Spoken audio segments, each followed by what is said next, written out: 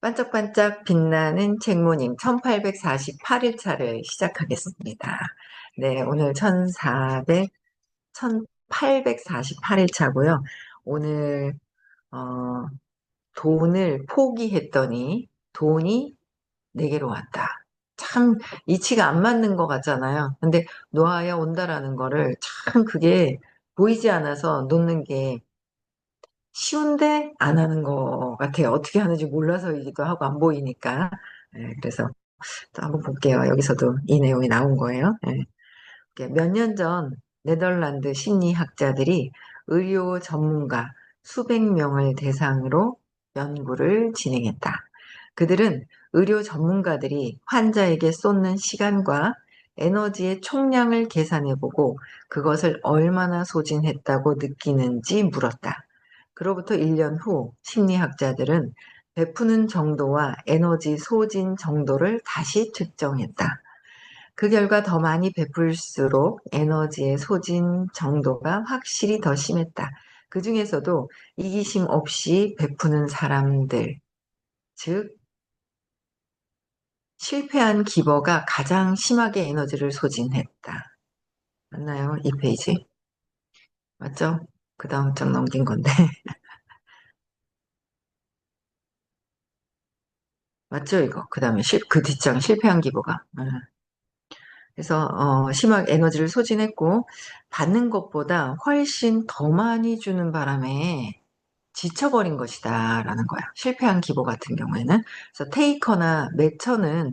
그들보다 테이커나 매처는 그들보다 에너지를 훨씬 덜 소진했다.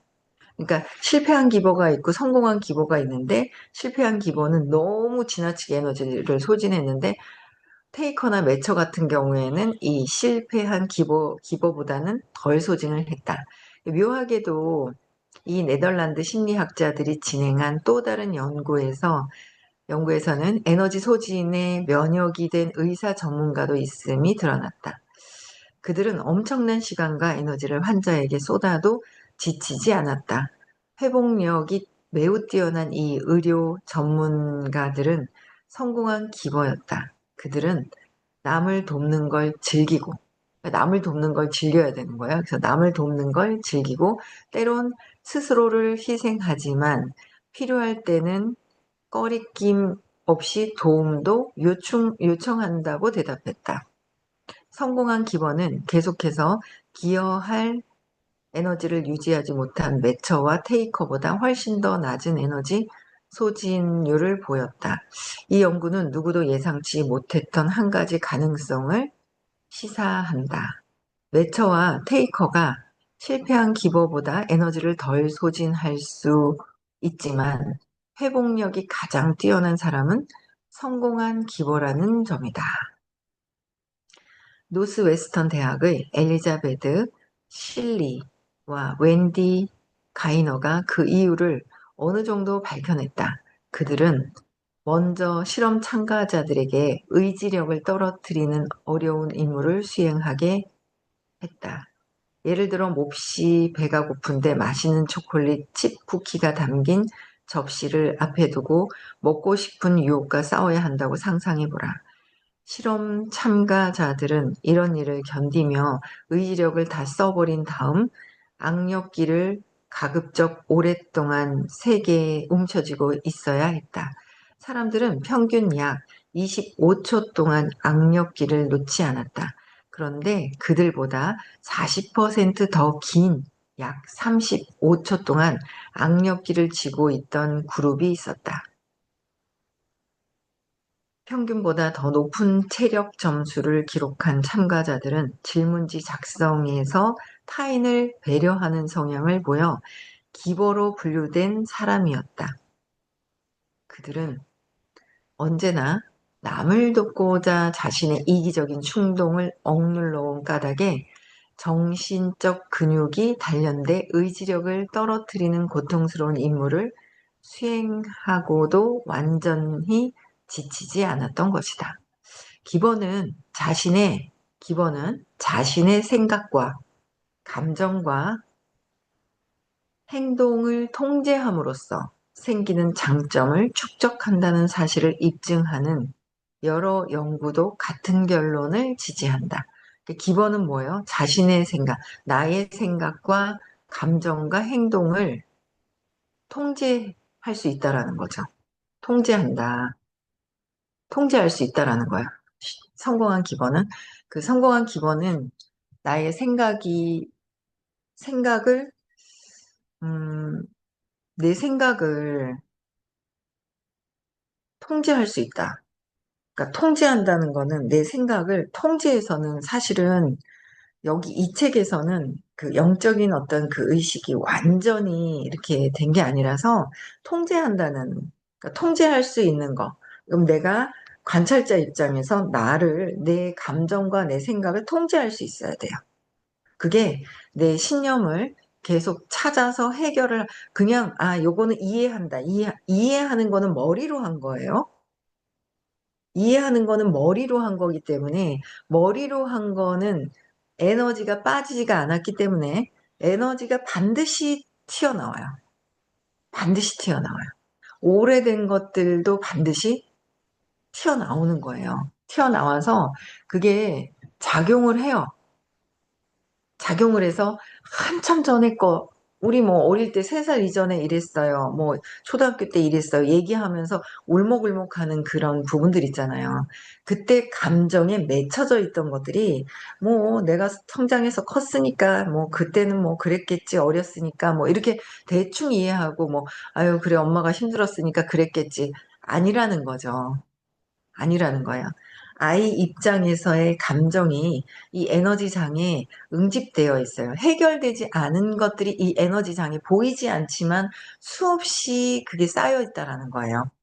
수없이 쌓여 있더라.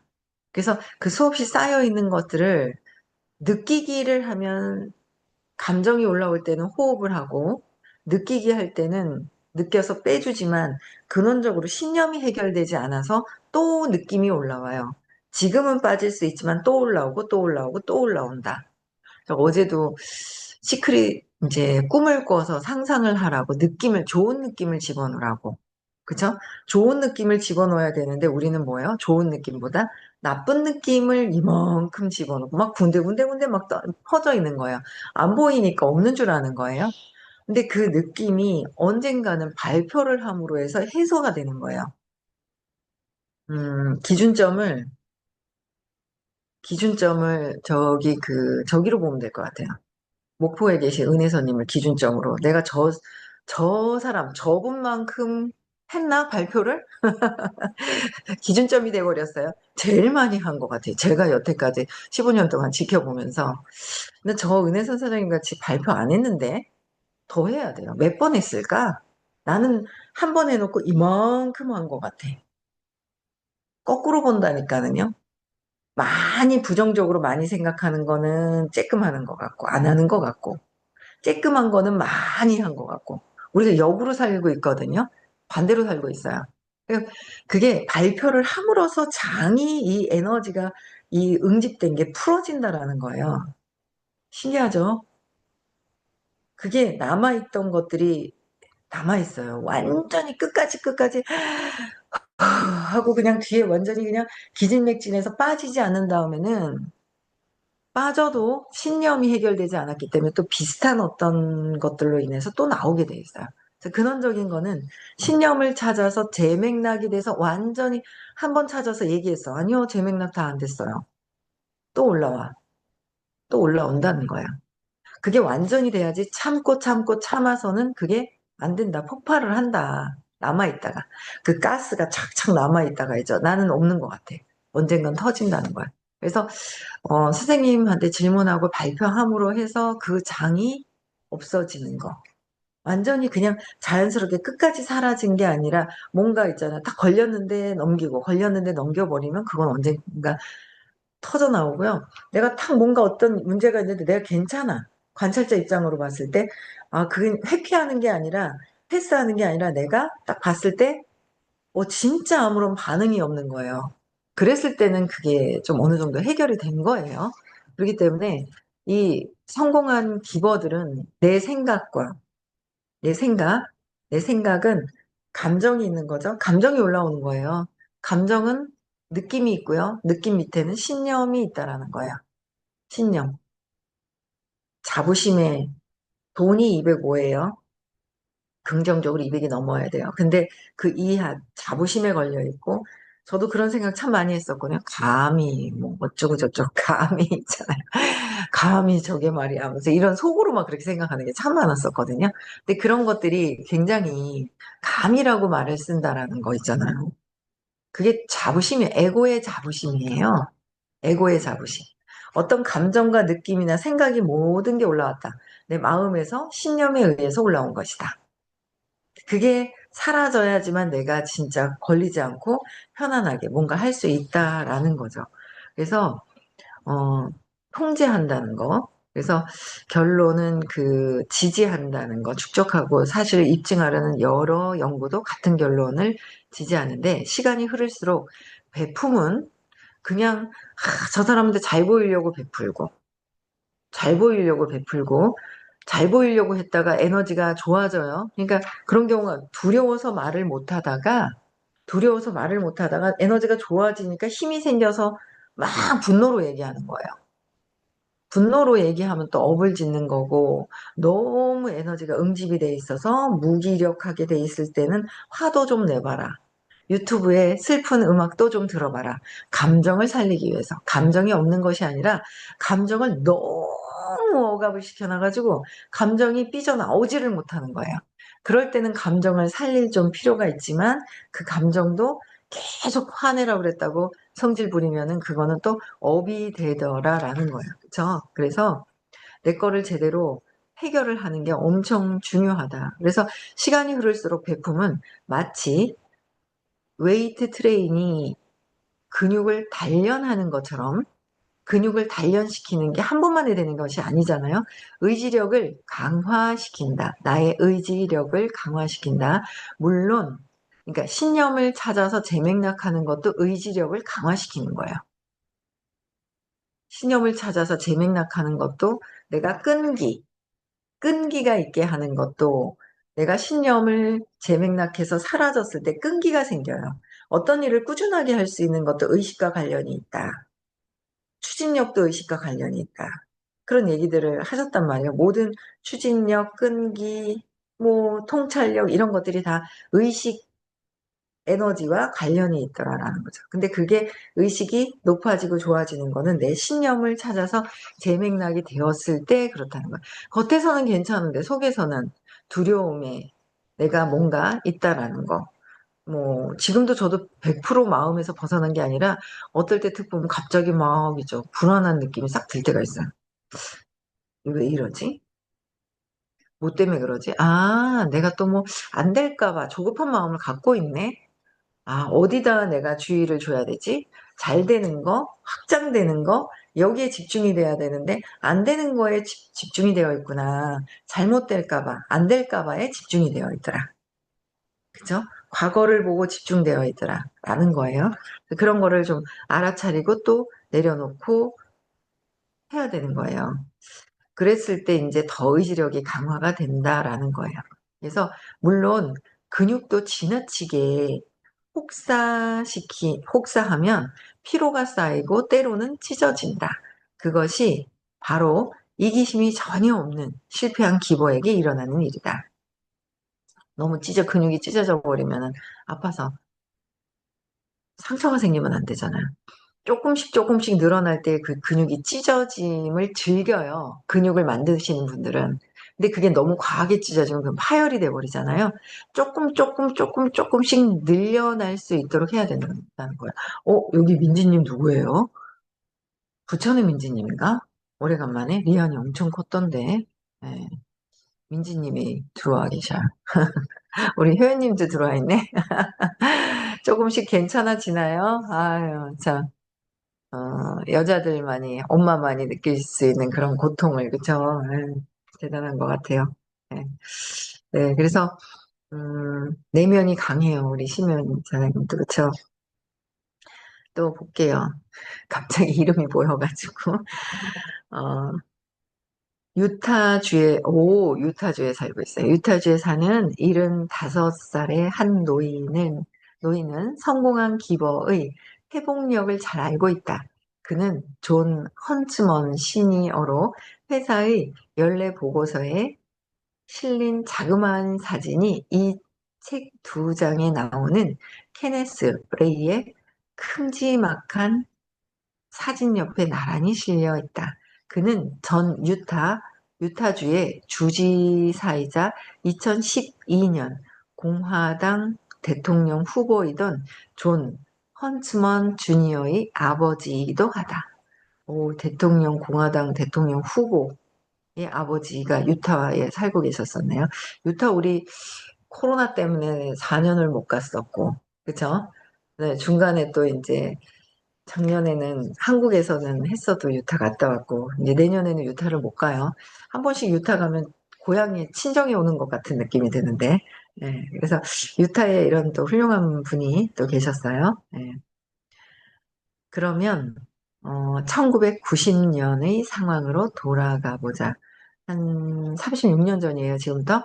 헌츠먼 시니어는 당시 한 화학회사의 회장이자 CEO이던 찰스 밀러 스미스와 인수 협상을 벌이는 중이었고, 협상 기간에 스미스의 아내가 세상을 떠났다.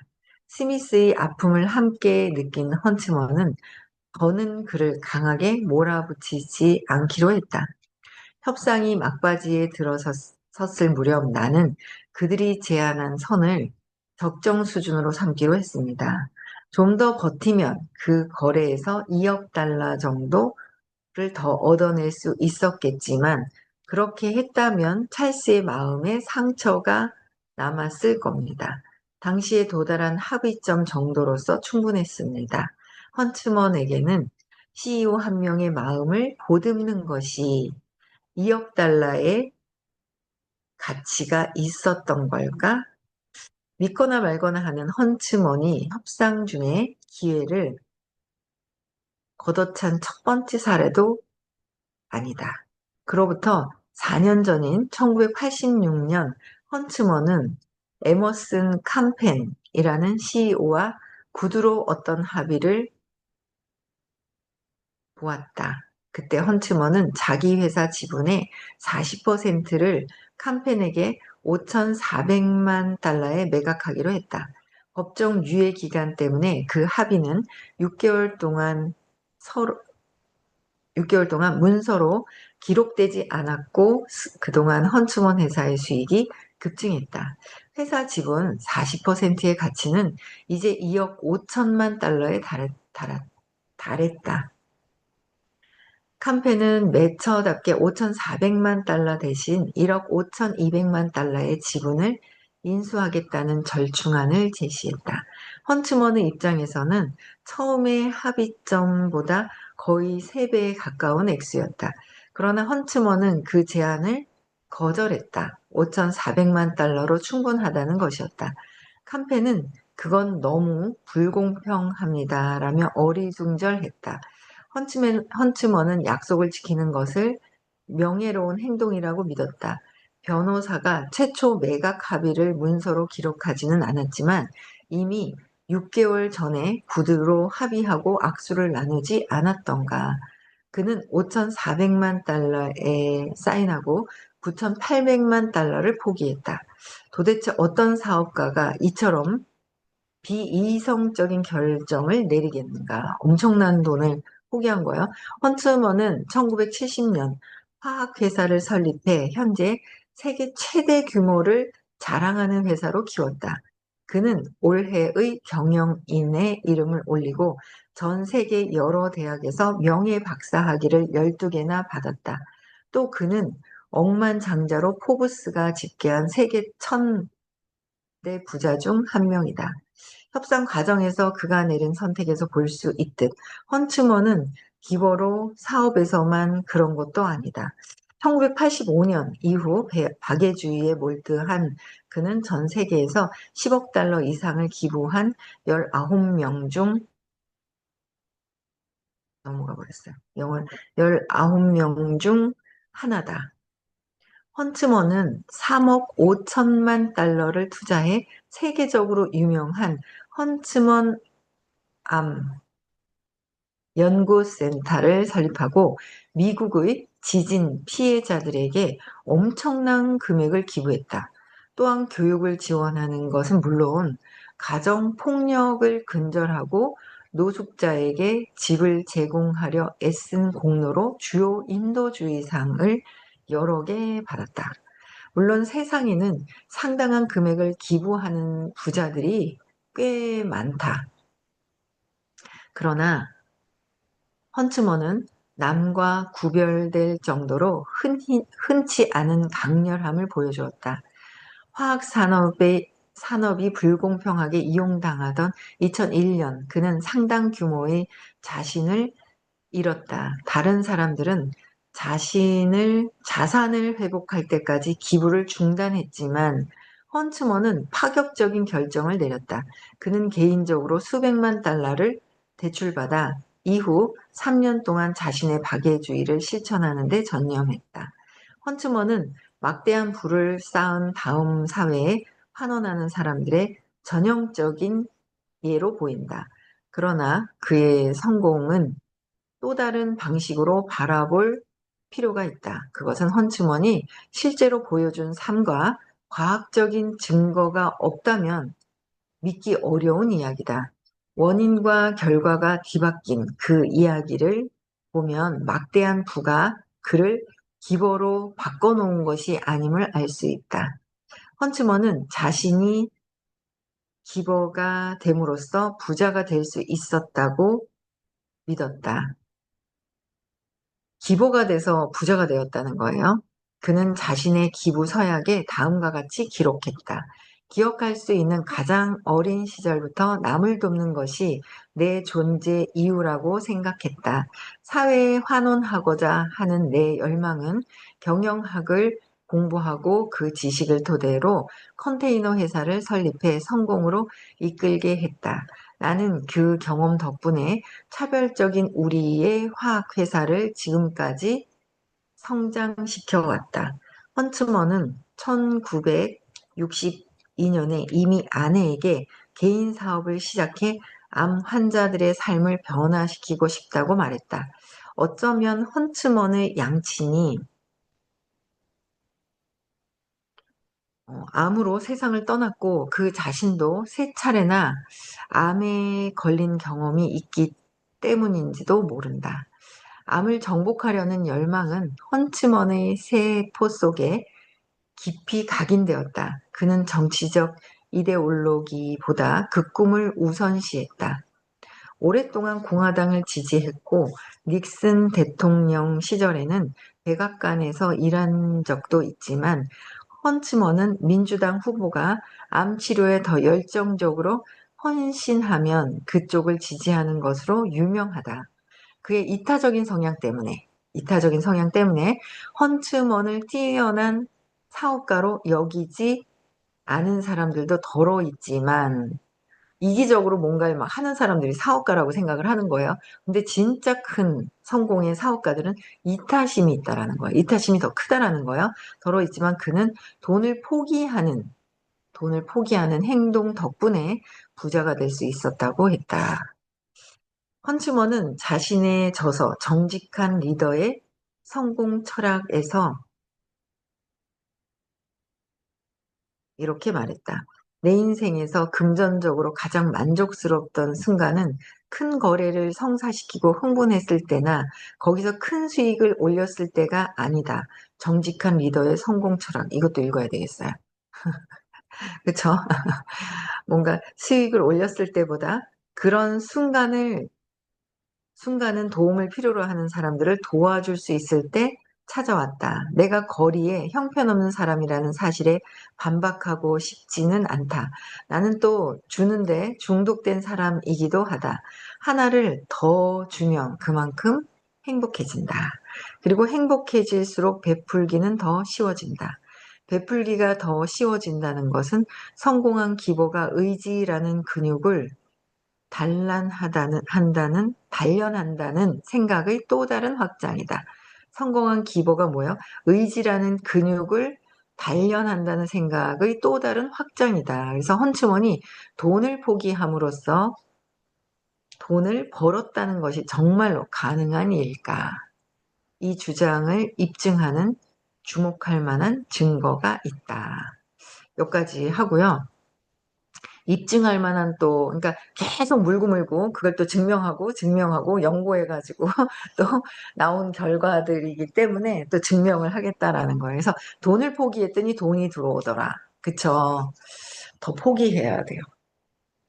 꿈을 꿔서 상상은 하고 느낌은 있지만 내 목표는 갖고 있지만 나는 언제까지 이 정도는 될 수 있을 거야. 라는 게 나와야 돼요. 그래서 오늘도 저녁 때 하고 바쁘게 전화를 또 싹 다 좀 돌려야 될 것 같아요. 이렇게들 하고 있는지 이렇게 하는 거를 안내를 하나 해야 될 것 같아요. 그래서 예, 어떻게 목표를 어떻게 갖고 있는지 본인이 측정을 해야 돼요. 본인이 어떻게 할 수 있는지 그런 부분들을 목표가 잡아지지 않아. 그럼 아직 뭔가 자신감이 없는 나를 알고 나는 자신감이 없어라고 인정하면 자신감이 생긴다 했거든요. 그런 것들을 하나하나 이렇게 상담하면서 해야 될 것 같아요. 네, 오늘 저는 여기까지 하고요. 오늘 대구에서 수업이 있고요. 토요일 날 서울에서 다음 주는 부산에서 수업이 있고 11월 11일 날 깨달음 시크릿이 있고요. 다음 주 화요일 날은 제가 보니까 서울도 끝까지 이렇게 들으시는 분이 없는 것 같아요. 제가 밥을 사드릴 분이 안 계시는 것 같아요. 대구도 보니까 끝까지 이렇게 꾸준하게 들으신 분이 잘 없어요. 100일을 채운 분이 없어요. 제가 가만 생각해 보더니 부산은 좀 계셔요. 그래서 부산만 식사를 하겠습니다. 대구 있겠다. 100일 넘으신 분이. 있네. 있네. 화면을 켰는데 보니까 있네요. 있구나. 대구 있어요. 있구나. 대구는 따로 있네요. 그래서 100일, 그러니까 여기 올리라 그러니까 안 오세요. 안 올리시고, 나중에 우리 목포에 계신 은혜서님은 또 따로 만나면 서울에 오셨을 때 따로 만나면 될 것 같고, 그, 은혜서님도 꾸준하게 잘 들어오시거든요. 그래서, 어, 저한테 저 100일 꾸준하게 넘게 참석했는데요 라고 메시지 좀 줘보세요. 혹시나 제가 빠진 분이 제가 보고 있는 분하고 이게 안 맞을 수 있거든요. 그래서 개인톡 주시면 좋을 것 같아요. 감사합니다. 개인톡 좀 주세요. 네, 저는 여기까지 하고요. 네, 인사하고 마치겠습니다. 네.